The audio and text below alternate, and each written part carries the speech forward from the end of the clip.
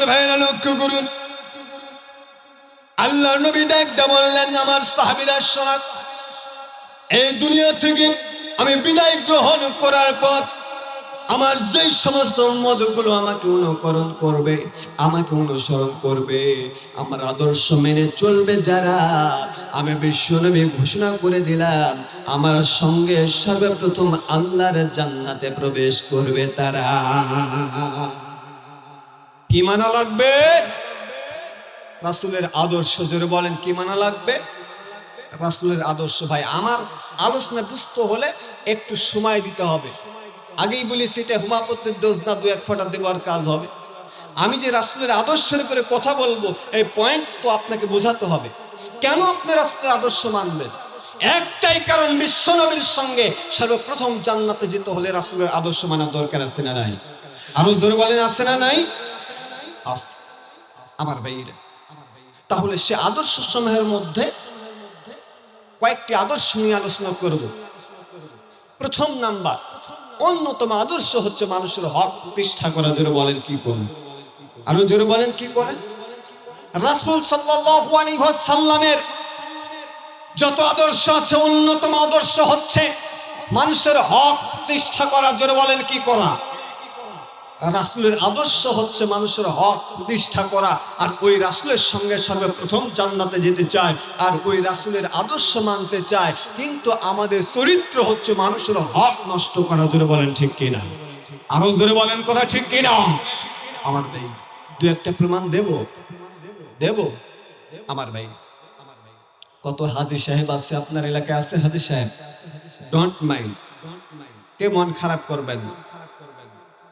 কত হাজী সাহেব আছে, আল্লাহর কসম করে বলি, একবার হজ করলে হয় না, 2 বার করলে হয় না, 3 বার করলে হয় না, 10 বার পর্যন্ত হজ করে আর নিজের মেয়ের হক নষ্ট করে সমস্ত সম্পদ ছেলেদেরকে রেজিস্ট্রি করে দেয়। আল্লাহর কসম করে বলি, এমন হাজী বাংলার জমিনে আছে না? না, আওয়াজ দিয়ে কথা বলতে হবে, আছে না নয়?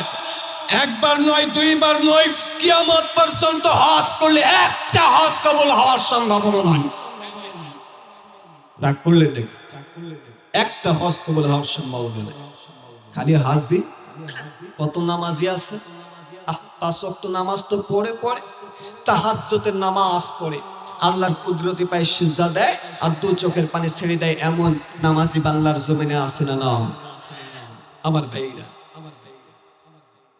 গভীর রজনীতে আল্লাহর কুদরতি পায়ে সিজদা দেয় আর 2 চোখের পানি ছেড়ে দিয়া কান্না করে।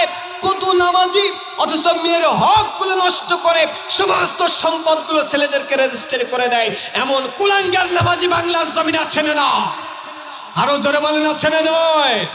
আমার ভাইয়েরা, একদিন নয়, 2 দিন নয়, আল্লাহ সুবহানাহু ওয়া তাআলা যদি কিয়ামত পর্যন্ত হায়াত দান করে আর কিয়ামত পর্যন্ত যদি আল্লাহর কুদরতি পায়ে সিজদা দেয় আর চোখের পানি ছেড়ে দেয়, একটা সিজদা কবুল হওয়ার সম্ভাবনা নাই। জোরে বলেন, ঠিক কিনা? আরো জোরে বলেন, ঠিক কিনা? কেন? কারণ নামাজ আপনার উপরে ফরজ ছিল, আপনি পড়েন নাই, আল্লাহ চাইলে আপনাকে মাফ করতে পারে। আপনার উপরে হজ ফরজ হয়েছে, আপনি হজ করেন নাই, আল্লাহ চাইলে আপনাকে মাফ করতে পারে।